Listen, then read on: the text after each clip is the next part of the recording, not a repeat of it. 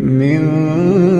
قبل هدى للناس وأنزل الفرقان إن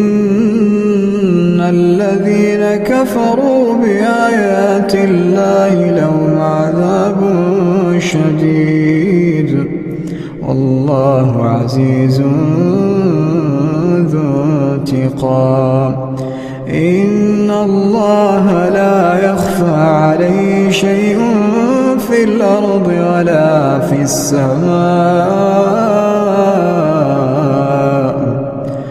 هو الذي يصوركم في الأرحام كيف يشاء